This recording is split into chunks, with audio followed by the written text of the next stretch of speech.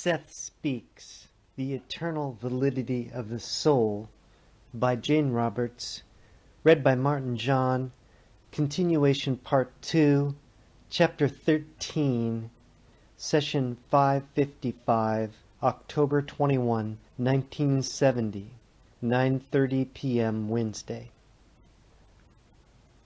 Good evening. We will begin dictation. I feel fine.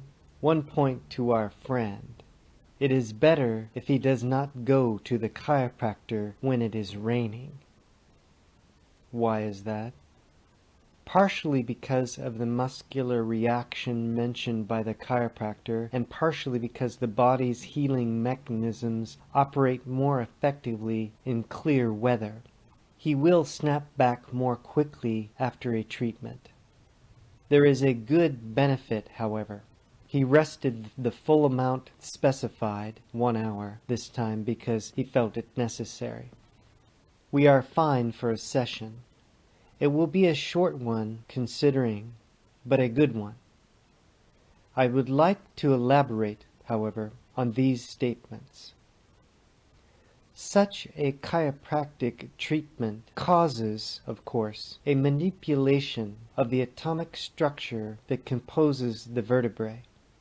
The electrical reactions are different according to weather and atmospheric conditions. In rainy weather, there is an added electrical resistance within the atomic structures themselves, a sort of delayed reaction, hardly perceptible in physical terms. A delayed period before the vertebrae come to rest again, so to speak, in the desired position. While they take the desired position, there is still continued activity. In clear weather, there is much less of a delayed reaction, and the activated, stirred-up atoms come more quickly to rest. Now, our next chapter will be called Reincarnation, Dreams, and the Hidden Male and Female Within the Self. As I mentioned earlier, each person lives both male and female lives. As a rule, conscious memory of these is not retained.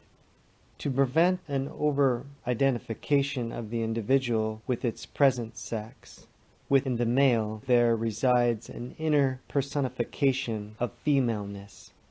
This personification of femaleness in the male is the true meaning of what Jung calls the enema. The enema in the male is, therefore, the psychic memory and identification of all the previous female existences in which the inner self has been involved. It contains within it the knowledge of the present male's past female's histories, and the intuitive understanding of all the female qualities with which the personality is innately endowed. The enema, therefore, is an important safeguard, preventing the male from over-identifying with whatever cultural male characteristics have been imposed upon him through present background, environment, and education. The enema serves not only as a personal but as a mass civilizing influence, mellowing strongly aggressive tendencies and serving also as a bridge both in communicating with women in a family relationship and in communication also as it is supplied through the arts and verbalization. The male will often dream of himself, therefore, as a female. The particular way in which he does so can tell him much about his own reincarnational background in which he operated as a female. Maleness and femaleness are obviously not opposites, but merging tendencies. The priestess, the mother, the young witch, the wife, and the old wise woman, these general types are archetypes simply because they are root elements, representing symbolically the various kinds of so-called female qualities and the various kinds of female lives that have been lived by males. They have also been lived by females, of course. However, the women do not need to be reminded of their femaleness, but again, so that they do not over-identify with their present sex, there is what Jung called the animus, or the hidden male within the woman. Again, however, this represents the male lives with which the self has been involved. The young boy, the priest, the aggressive jungle man, and the wise old man. These are types representing generally and symbolically past male lives lived by present women. Women, therefore, can learn much about their reincarnational past as men through studying those dreams in which these types appear, or in which they themselves appear as men. Through the anima and animus, so-called, present personalities are able to draw upon the knowledge and intuitions and background that was derived from past existences as the opposite sex. On some occasions, for example, the woman may go overboard and exaggerate female characteristics, in which case the animus or male within comes to her aid, bringing through dream experiences an onrush of knowledge that will result in compensating male-like reactions. The same applies to a male when he over-identifies with what he believes to be male characteristics for whatever reasons. The anima or woman within will rouse him to make compensating actions, causing an upsurge of intuitive abilities, bringing a creative element to offset aggressiveness. Ideally, left alone, these operations would result in a balance individually and en masse, where aggressiveness was always used creatively, and indeed it can and should be. You may take a break. The animus and the anima are, of course, highly charged psychically, but the origin of this psychic charge and the inner fascination are the result of a quite legitimate inner identification with these personified other sex characteristics.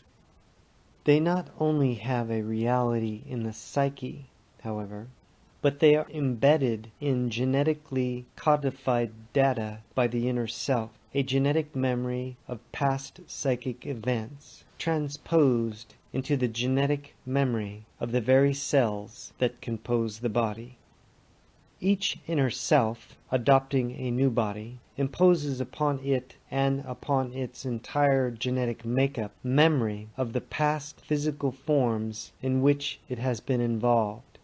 Now, the present characteristics usually overshadow the past ones. They are dominant, but the other characteristics are latent and present, built into this pattern. The physical pattern of the present body, therefore, is a genetic memory of the self's past physical forms, and of their strength and weaknesses. I will try to put this as simply as possible.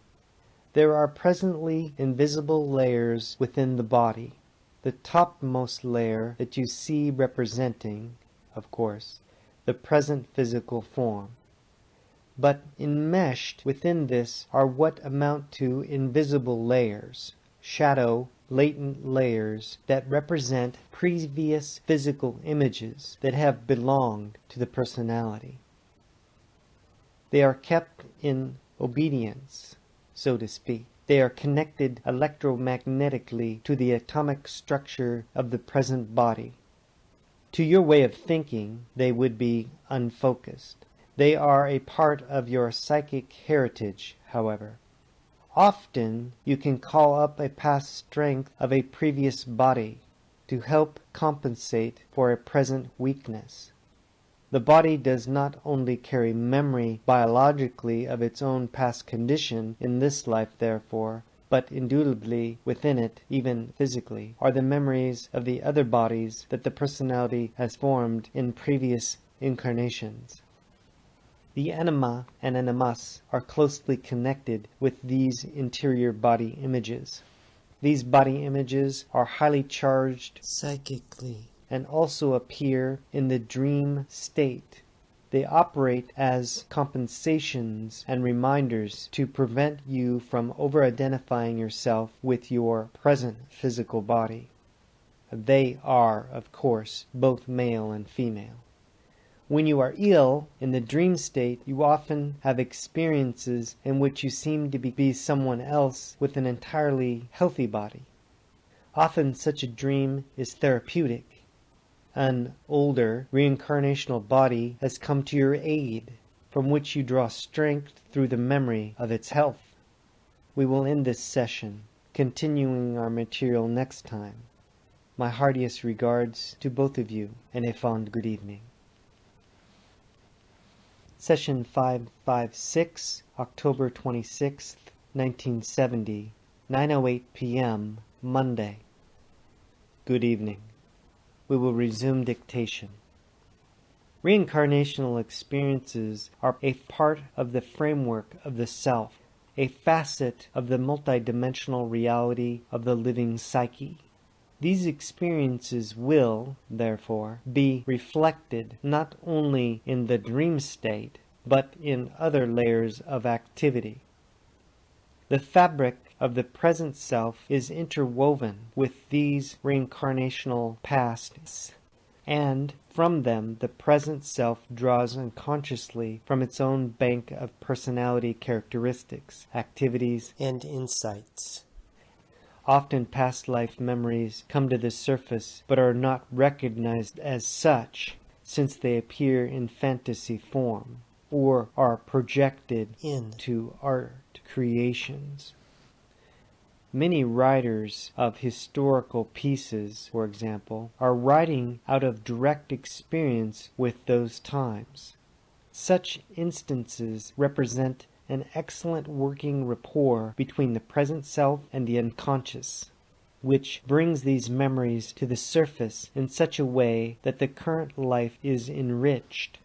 More often than not, true awareness of the situation often becomes almost conscious, and just beneath awareness the individual knows the source of his authentic material. In dreams, this reincarnational material is likewise cast into a dramatic mold very frequently. Beneath all this, the anima and the animus work together. Again, not opposites, but blending characteristics. Together, of course, they represent the fount of creativity, psychically as well as physically. The anima represents the necessarily initial inwardness, the brooding, caring, intuitive, inside-turning characteristics, the inward focusing from which creativity comes. The word passive is a poor one to describe the characteristics of the anima, and that it suggests a lack of motion, and this is hardly the case. It is true that the anima allows itself to be acted upon, but the motive behind this is the desire and the necessity to tune into other forces that are supremely powerful. The desire to be swept along, therefore, is as strong within the anima as the opposite desire for rest. The characteristics of the animus provide the aggressive thrust that returns the personality back outward into physical activities, triumphantly holding the products of creativity that the anima characteristics have secured. The whole self is obviously the sum of these characteristics and more. After the final incarnation, the physical, sexual type of creativity is simply no longer needed. You do not need to reproduce physically, in other words. In simple terms, the whole self contains male and female characteristics, finely tuned together, blended so that true identity can then arise. For it cannot when one group of characteristics must be emphasized over the other group, as it must be during your present physical existence. There are many more reasons why the separation has been adopted within your dimension. The reasons have to do with the particular way in which mankind has chosen to evolve and use his abilities. And I will have more to say regarding this point, but it does not belong in this chapter. The projection of the man's anima, or hidden female self, upon his relations is quite natural, and allows him not only to understand them better, but to relate with the other female existences of his own. The same is true of the woman's projection of the animus upon male relatives and friends. The reality of the anima and the animus is far deeper than Jung supposed. Symbolically speaking, the two together represent the whole self with its diverse abilities, desires, and characteristics. Together they act as a built-in, unconscious stabilizing factor, operating behind the faces of your civilization, not only individually, but culturally. Personality, as you know it, cannot be understood unless the true meaning of the anima and the animus is taken into consideration. The reincarnational pattern is generally speaking an open one, in that within it there is room for diversity. Each whole self has its own individual characteristics. It can live its lives as it sees fit within the guidelines. There may be a series of male or female existences unbroken. Such a choice has some drawbacks. There are, however, no rules dictating the sexual development in varying incarnations, except that experience with both sexes must be taken on, and the various characteristics developed. This does not mean that an equal number of male and female lives must be lived. Some, for example, find it far easier to develop as one sex or the other, and will need more opportunities for experience as the sex with which they experience difficulty. The animus and the anima become even more important in these instances when a series of the one-sex lives are chosen. The original pattern for the animus and the anima comes from the whole self before reincarnations. The animus and the anima are born into the individual with the first physical life and serve as an inner pattern, reminding the personality of its basic unity. Here is another reason for the strong psychic charge behind these symbols and the godlike quality that they can transmit and project. The male yearns toward the anima because it represents to the deep unconscious those other characteristics of the whole self that, on the other hand, lie latent, and that, on the other hand, struggle for release. The tension between the two leads him to temper aggressiveness with creativity, or to use aggressiveness creatively. Now there are deep correlations between these symbols and the struggle in which mankind is involved. Your consciousness as you know it, your particular present kind of consciousness, is a statement of awareness brought about by a particular kind of tension, a specific kind of focus arising from the true unconscious of the whole self. The true unconsciousness is not unconscious. Instead, it is profoundly and unutteringly conscious that it bubbles over. The life that you know is simply one of the many areas in which it is conscious. In each facet of its consciousness, literally tremendous power and balance must be maintained to hold aloft this particular consciousness experience from all others. Your reality exists in a particular area of activity in which aggressive qualities, thrusting outward characteristics, are supremely necessary to prevent a falling back into the infinite possibilities from which you have only lately emerged. Yet from this unconscious bed of possibilities you derive your strength, your creativity, and the fragile yet powerful kind of individual consciousness that is your own. The two-sex division was adopted, separating and balancing these most necessary but seemingly opposing tendencies. Only beginning consciousness needs these kinds of controls.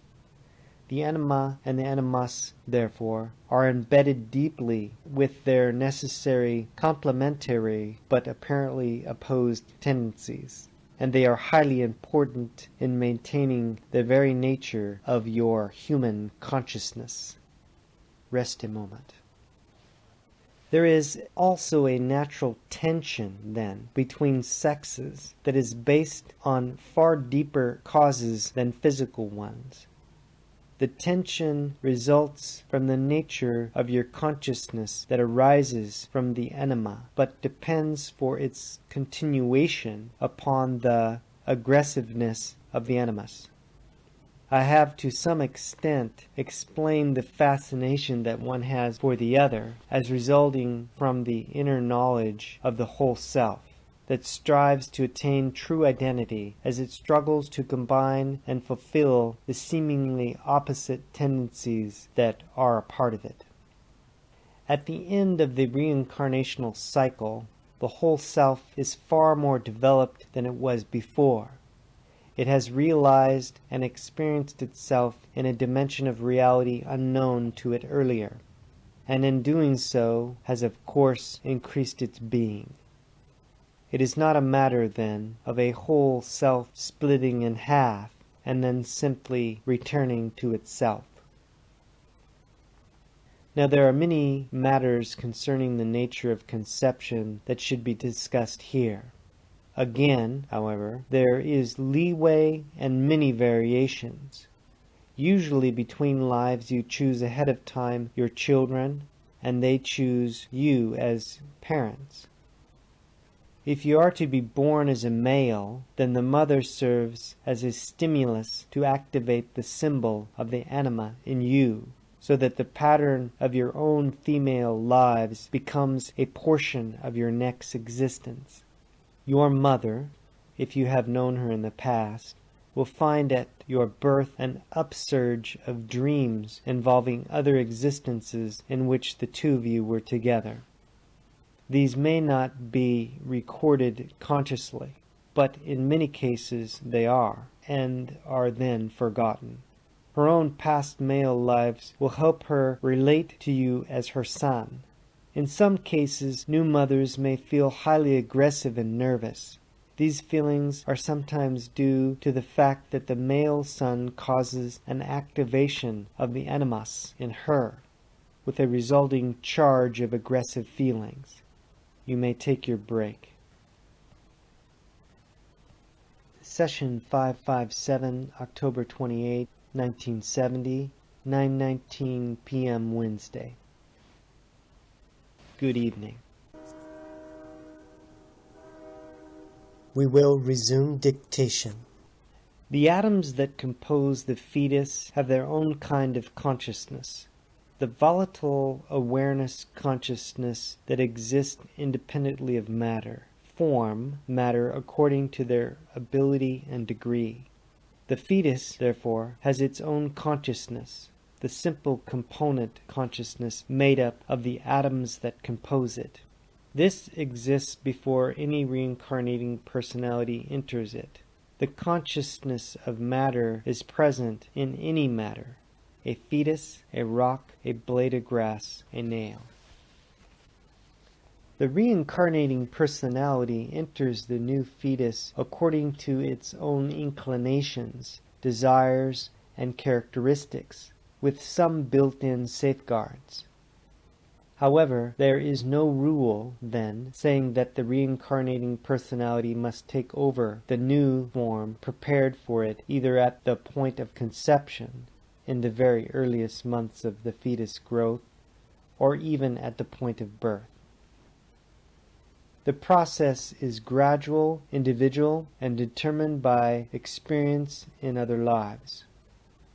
It is particularly dependent upon emotional characteristics, not necessarily of the last incarnated self, but the emotional tensions present as a result of a group of past existences.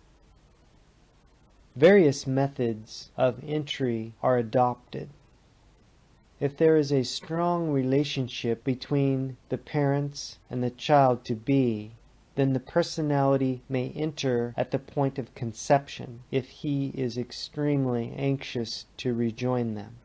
Even here, however, large portions of self-awareness continue to operate in the between-life dimension.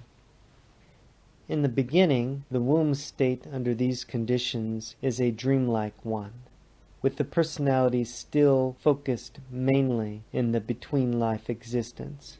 Gradually, the situation reverses until it becomes more difficult to retain clear concentration in the between-life situation.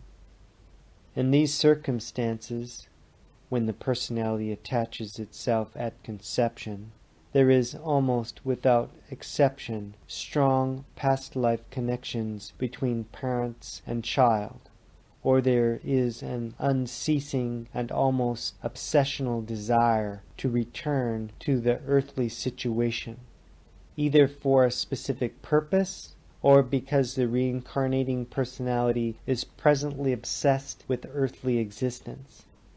This is not necessarily detrimental.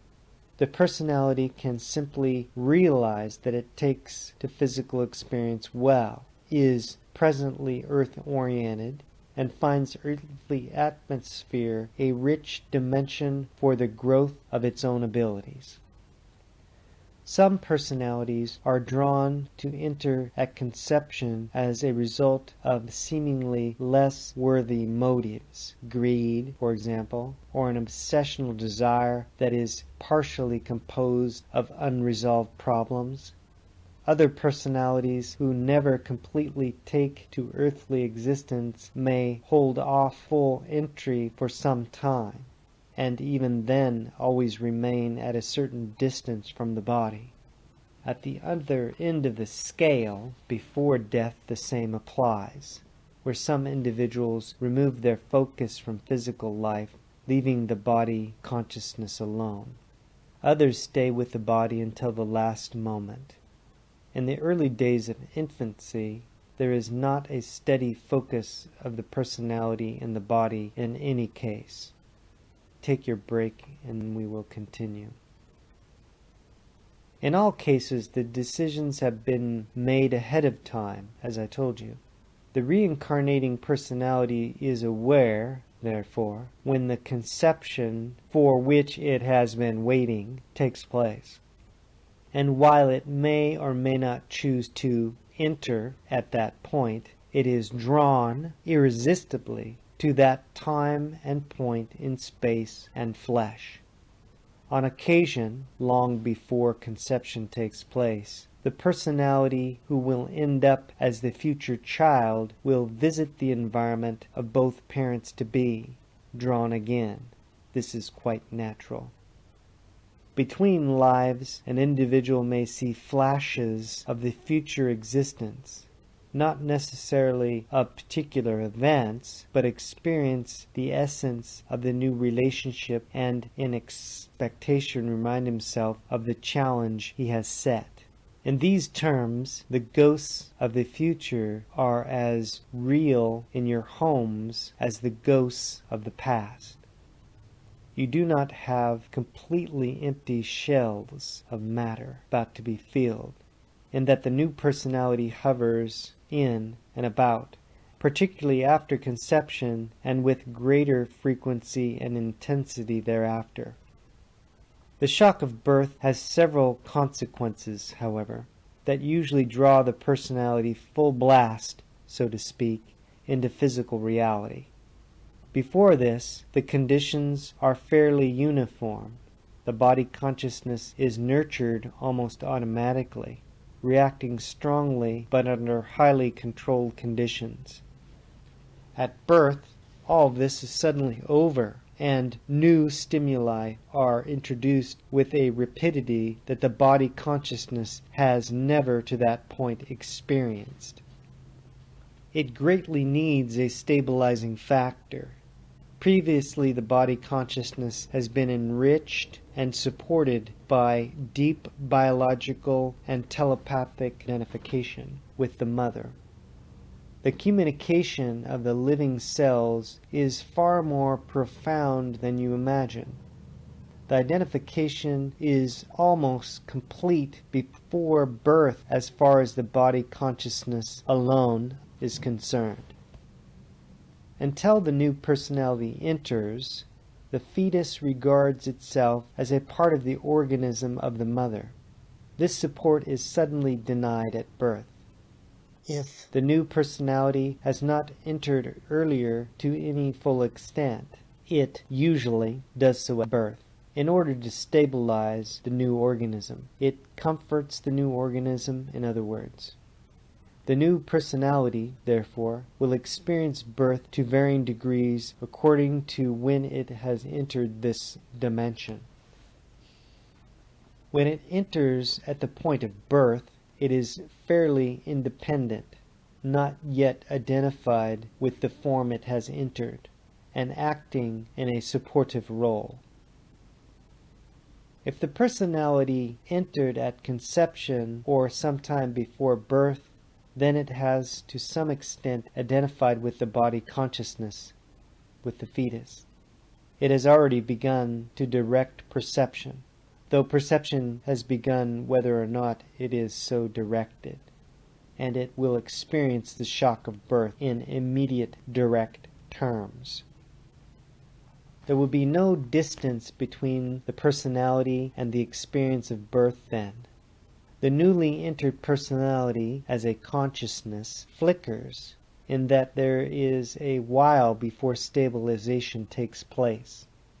When the child, particularly the young child, is sleeping, for example, the personality often simply vacates the body. Gradually the identification with the between-life situation dwindles until nearly full focus resides in the physical body. There are obviously those who identify with the body far more completely than others. Generally speaking, there is an optimum point of focus in physical reality, a period of intensification that has nothing to do with duration. It can last for a week or 30 years, and from then onward it begins to dwindle, and imperceptibility begins to shift to other layers of reality. Now, a crisis, particularly in the very early or very late life, may so shatter the personality's identification with the body that he vacates it temporarily. He may do one of many things. He may leave so completely that the body goes into coma, if the body consciousness has also suffered shock. If the shock is psychological and the body consciousness is still operating more or less normally, then he may revert to an earlier reincarnational personality. In such a case, this is simply a regression that often passes. Here we become concerned again with the animus and anima. If a personality believes that it is doing a poor job in a male life, it may activate the animus qualities, taking on the characteristics of a past female existence in which it handled itself well. Reversing the picture, the same can happen to a woman. On the other hand, if the personality finds that it has so over-identified with its present sex that its individuality is deeply threatened, then it may also bring to the fore the opposite picture, going so far as to identify again with a past personality of the opposite sex. The hold of the personality over the body is tenuous in the early years and grows stronger. The personality, for its own reasons, may decide upon choosing a body that is not aesthetically pleasing. He may never relate to it, And while the existence will serve what purposes he had in mind, there will always be a basic sensed distance between the body and the personality within it. Those mentioned earlier who enter at the point of conception are usually highly anxious for physical existence. They will, therefore, be more fully developed and show their individual characteristics very early. They seize upon the new body and already mold it. The control over matter is vigorous, and they usually stay within the body, dying either in accidents where death is immediate, or in sleep, or with a disease that strikes quickly. They are manipulators of matter as a rule. They are emotional. They work out their problems in immediate, sometimes impatient, tangible ways. They work well with earth materials and translate their ideas with great force into physical terms. They make cities, monuments. They are architects. They are concerned with forming matter and molding it to their desire. As a rule, now, those who do not enter your plane of existence until the point of birth are less able to manipulate in those particular terms. They are the mean, if such a term can be used, the mean or average. Now, there are some who resist the new existence, even though they choose it, as long as possible. To some extent they must be present at birth, but they can still escape any full identification with the born infant. They hover within and about the form, but half reluctantly. There are many reasons for such behavior. Some personalities simply prefer in-between life existence and are much more concerned with the theoretical solving of problems than the practical application necessarily involved. Others have discovered that physical existence does not meet their needs as well as they thought it would, and they will progress much better in other fields of reality and existence. Because of their own characteristics, however, some prefer to set up a certain distance between themselves and their physical existences. They are much more concerned with symbols. They look upon earthly life as highly experimental. They approach it almost with a jaundiced eye, so to speak. They are not interested so much in manipulating matter as they are curious as to the ways in which ideas appear within matter. Again, generally speaking, they are always more at home with ideas, philosophies, and non-tangible realities. They are thinkers, always a bit apart, their body types showing a lack of muscular development. Poets and artists, while somewhat of this nature, as a rule are more deeply appreciative of the physical values of earthly existence, although they have many of the same characteristics. The attitude toward the body will always vary, therefore. Various types of bodies may be chosen, but there will still be overall preferences on the part of the whole self, and characteristics that will lead the whole self, so that generally the various lives lived will still have their own individual flavor. It is almost impossible to speak of when the personality enters the physical body without discussing the ways in which it leaves it.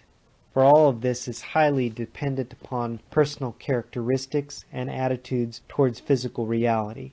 Decisions as to future lives may be made not only in in-between life conditions, but also in dream states in any given life. You may have already decided, for example, now, upon the circumstances of your next incarnation, although in your terms your new parents may be infants now, or in your scale of time not even born. The arrangements may still be made. Now you may take your break, and that's end of chapter 13. Peace, light, and love. Aloha.